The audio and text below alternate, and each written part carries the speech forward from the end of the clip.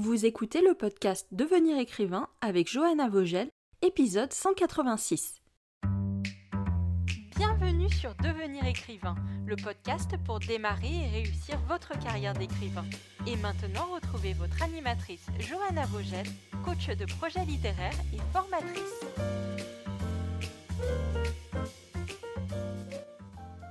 Bonjour, je suis Johanna, je suis la coach de projet littéraire de l'ICAR et je prends la relève de Lucie dans cet épisode pour faire un petit rappel qui, je l'espère, fera du bien à toutes celles et ceux qui nous écoutent et qui démarrent leur carrière d'écrivain. Le rappel est le suivant, laisse-toi le temps de progresser.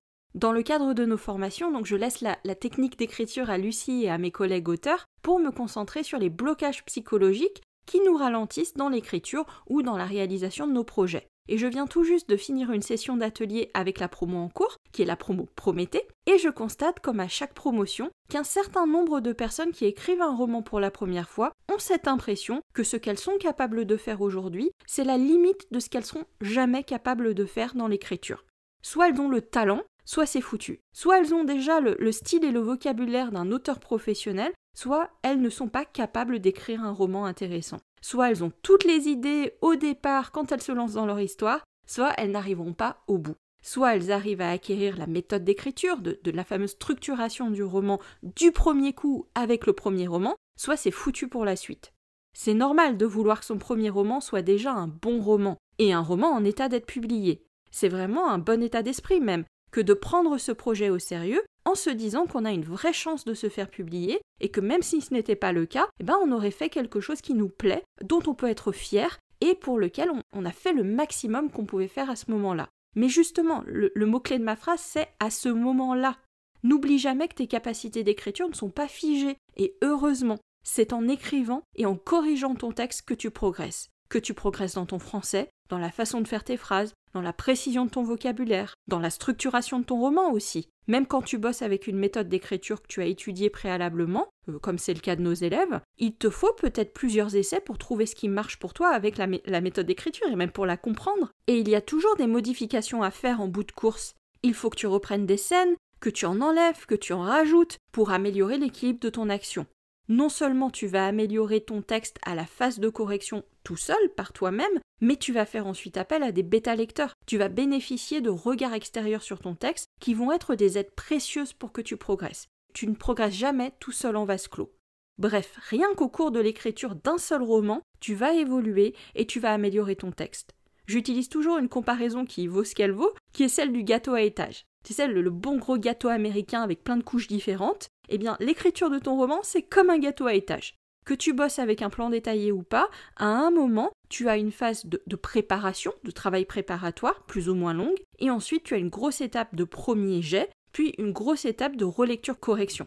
Et on insiste encore et toujours sur le fait que le premier jet est un brouillon. C'est ta matière première à partir de laquelle tu vas poser les finitions. En général, tu retiens assez vite cette idée de brouillon, même si c'est plus difficile pendant que tu es dans le feu de l'action, de ne pas ressentir de la frustration ou de te décourager si vraiment tu galères à trouver tes mots ou tes idées. Il faut que tu te laisses commencer quelque part. Il faut que tu te donnes la permission de progresser à partir d'un point. Il faut que tu t'entraînes pour pas être dans le jugement pertinent que ce que tu fais, c'est pas assez bien. Je dis à nos élèves qu'il faut être proactif en fait sur ça, surtout si on part avec ce manque de confiance en nous sur ce qu'on est capable de faire dans l'écriture.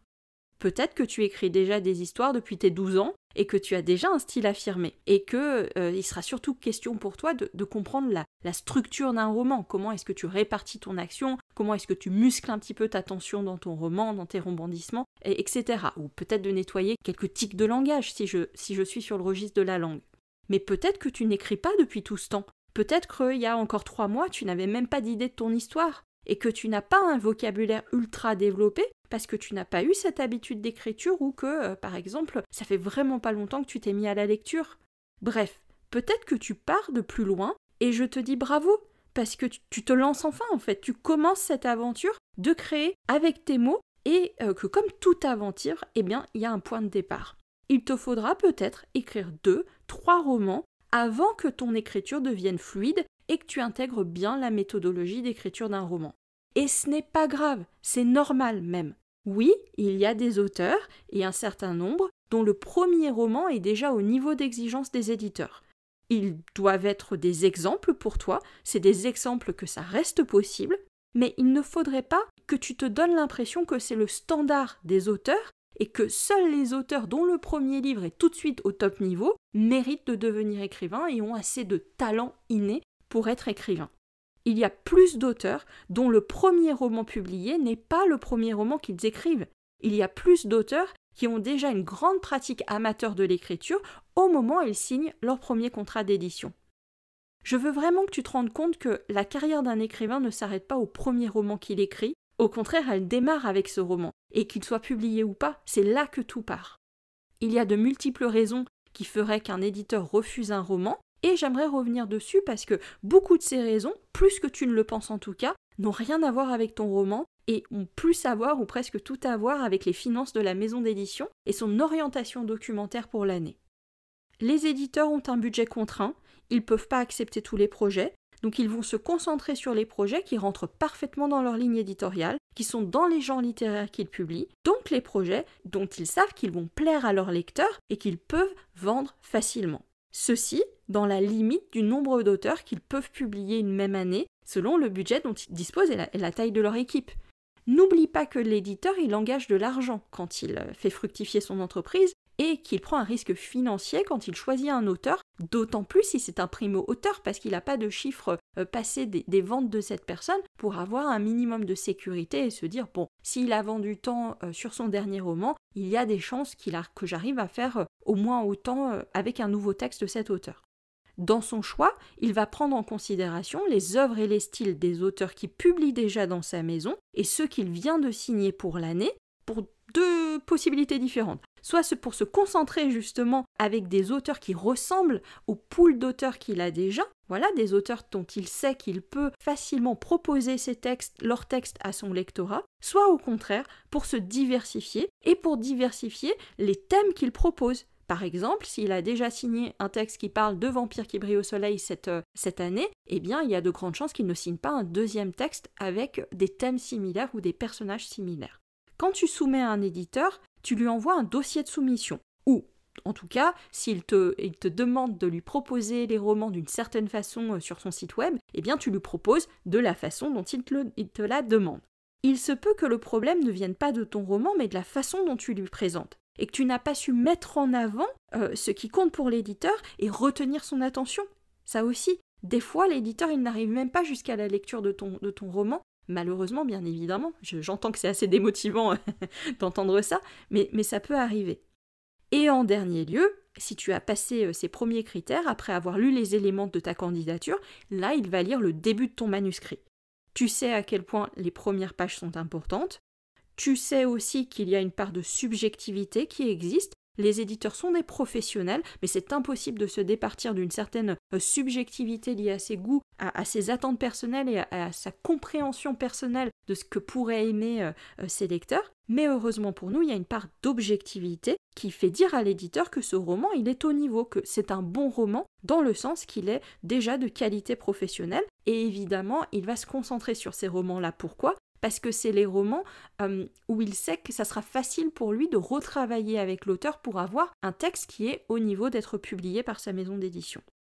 Donc, pas de langue de bois, même si j'ai essayé de te dire qu'il y avait beaucoup d'arguments et de possibilités que ce ne soit pas ton roman qui soit en cause, ou alors qui est à la limite qui ait cette part de subjectivité et vous n'êtes pas fait pour travailler l'un avec l'autre, il se peut que ça soit aussi le fait que tu as encore à progresser pour que ton roman atteigne cette qualité professionnelle qui fait dire à l'éditeur qu'il n'y a pas grand-chose à retravailler avec toi et que ça sera facile de rendre ton roman en état d'être publié.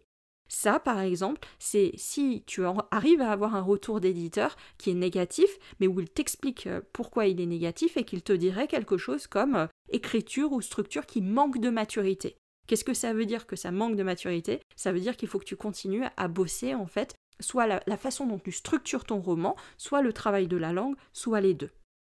Auquel cas, accuse le coup, ça fait jamais plaisir.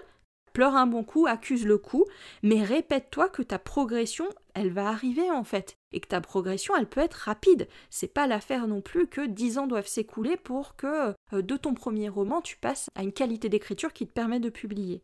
c'est pas le moment d'abandonner. Au contraire, c'est le moment de te remettre à écrire si tu veux t'améliorer rapidement. J'en reparlerai un peu plus loin, mais rien ne t'empêchera en plus de retravailler ce texte qui a été refusé pour le reproposer plus tard quand tu en auras envie. Tu n'auras pas perdu de temps, tu ne perds jamais de temps à écrire un roman qui n'est pas publié, ce n'est jamais un texte sacrifié pour autant. L'écriture n'est pas différente des autres pratiques artistiques, et c'est fou comme on a tendance à l'oublier. Autant quand on voit les gens qui commencent à dessiner, on se dit, eh bien, ils peuvent avoir, avec des cours de dessin, en s'entraînant, ils vont s'améliorer. On a peu de doute sur le fait que quelqu'un qui persévère dans un autre art, par exemple les arts graphiques, il pourrait s'améliorer. Et pourtant, pour l'écriture, quand il s'agit de nous, on a vraiment tendance à l'oublier. Ou alors, je dirais qu'on a tendance à ressentir un fort sentiment d'urgence qui fait, et c'était le sujet de ce podcast, de ne pas se laisser le temps de progresser. Ça peut paraître être du bon sens, tout ce que je te dis, des lieux communs, mais regarde vraiment en toi si l'idée de talent, l'idée de génie inné ne vient pas polluer, même inconsciemment, ta motivation quand l'écriture devient difficile, quand ce que tu produis te frustre parce que tu as l'impression que c'est pas exactement ce que tu voulais dire, et évidemment, au bout de course, si tu avais un rejet d'éditeur. J'ai une recommandation de lecture à faire pour toi sur ce sujet. Donc c'est un livre de très très connu en dev perso, qui est un livre de la psychologue américaine Carol Dweck, publié en français sous le titre « Changer d'état d'esprit, une nouvelle psychologie de la réussite ». Donc Carol Dweck, D-W-E-C-K. Donc elle fait cette distinction entre ce qu'on perçoit comme inné, ce qui est déjà en nous comme un espèce de talent avec lequel on serait né, et ce qu'on va percevoir comme pouvant être développé, amélioré, sur lequel on a une marge de progression. Elle va faire cette différence entre ceux qui pensent que on a chacun certaines qualités intellectuelles fixes, elle est du côté de l'intelligence, donc en gros il y a des génies, et il y a des personnes qui ont une certaine capacité intellectuelle capée et qui seront jamais des génies. Et ça c'est la première façon de voir les choses, donc cette idée de capacité intellectuelle fixe, et l'autre façon de voir les choses, ce seraient les personnes qui pensent que le travail, la pratique, la passion, l'acharnement viennent bousculer nos capacités intellectuelles de base et que toute personne qui mettrait le temps, l'énergie, le travail, la persévérance dans quelque chose pourrait potentiellement s'améliorer, vraiment voir ses capacités se décupler et réussir aux tâches ou aux objectifs qu'il s'était donnés. Donc tu l'as compris, on veut être dans cette deuxième école, on veut être avec les gens qui ont ce que Carol Dweck appelle un état d'esprit de développement et pas un état d'esprit fixe qui met une limite à ce qu'on est capable de faire dans sa vie. Et c'est plutôt triste si tu réfléchis. Si tu te dis que, on est tous nés avec un espèce de nombre de ce que notre talent et nos capacités sont, et on aura beau à faire tout ce qu'on peut faire dans la vie, mettre tout le temps de travail, toute la passion dans quelque chose, on n'arriverait jamais à dépasser un certain niveau. C'est quand même assez triste d'avoir cette vision-là, même si c'est facile de l'avoir. Parce que même en l'énonçant moi à haute voix, c'est facile de se dire oui, mais quand même, est-ce qu'il n'y a pas des génies, est-ce qu'il n'y a pas des gens qui seront toujours meilleurs que d'autres personnes ? Peut-être qu'il y aura des gens qui seront toujours meilleurs que d'autres personnes, mais jusqu'où tu pourrais aller si toi tu mettais le temps, l'acharnement et que tu croyais que c'était possible pour toi de te dépasser en fait ? Peut-être que tu ne serais pas au niveau d'un champion olympique dans toutes les disciplines, mais est-ce que tu n'irais pas beaucoup plus loin que tu penses être possible pour toi, et est-ce que ça serait pas suffisant pour réussir des projets qui te tiennent à cœur, comme aller au bout de tes projets d'écriture. Non seulement tu vas t'améliorer en écrivant beaucoup, et en corrigeant ton roman, en corrigeant beaucoup, et j'insiste à nouveau sur l'importance de la phase de correction, d'ailleurs dans ta progression, puisqu'on ne veut pas que tu te prennes trop la tête pendant la phase du premier jet. Donc laisse un peu l'écriture de côté, et vraiment concentre-toi sur cette idée que beaucoup de choses vont aussi se faire à la phase de correction. Ça veut dire que beaucoup de décisions et des approfondissements sur ton texte seront faits lors de ta phase de correction. Si pendant la phase du premier jet, si pendant l'écriture, tu n'arrives pas à trouver tous tes mots, tu as l'impression que tes formulations ne sont pas assez bonnes, c'est pas grave en soi, puisqu'évidemment tu as la suite de l'aventure, tu as la phase de correction où tu vas pouvoir vraiment te pencher sur ton texte. Tu vas t'améliorer sur un seul roman, comme je le disais, mais tu vas t'améliorer évidemment d'un roman à l'autre. C'est en écrivant des romans que tu deviens bon à l'écriture de romans. Et tu as le droit de commencer quelque part, je le redis, tu as le droit de commencer avec un roman qui finalement n'est pas publiable. Et j'aimerais vraiment t'aider à le voir comme quelque chose qui n'est pas un échec. comment est-ce qu'on pourrait s'aider et comment on pourrait voir la chose pour que ce ne soit pas un échec si ton premier roman ne trouve pas un éditeur.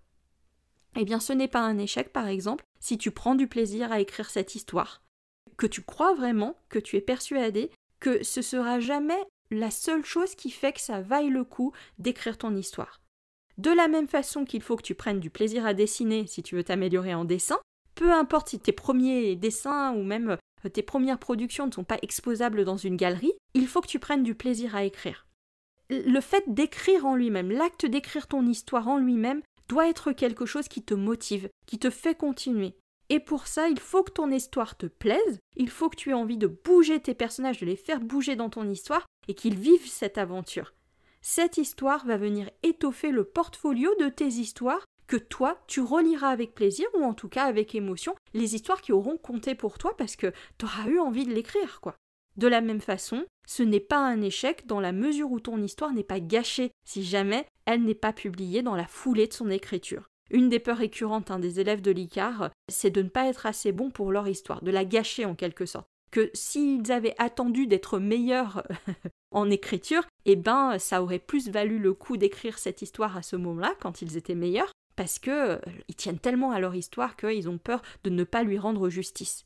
Mais c'est pas logique en fait, il y a un illogisme là-dedans, parce qu'il n'y a qu'en écrivant que tu deviens bon à écrire des histoires, et il n'y a qu'en écrivant que tu peux avoir ce niveau un petit peu fantasmatique, bref, le niveau du fantasme que tu aimerais avoir. Si je reviens sur mon idée de publication, je comprends la peur tenace qu'on va passer tout ce temps à écrire une histoire, qu'on va mettre tellement d'efforts, d'émotions, d'espoir dans son roman, tout ça que pour au final, ils finissent dans un placard, dans un tiroir, parce que personne d'autre que toi n'en aura voulu. Et là, je vais te rassurer tout de suite, c'est pas parce que tu publies pas un roman dans la foulée de son écriture que tu ne le publies jamais. Sors des timelines linéaires si tu veux publier avec un éditeur, en plus surtout, parce que tous tes livres ne seront pas publiés dans l'ordre de leur écriture. Même quand tu en seras à ton 2e, 3e, 5e roman, il se peut qu'un de tes livres soit refusé et que celui-ci ne soit pas publié de suite du coup. Et tu peux te rassurer parce qu'il y a toujours un plan B.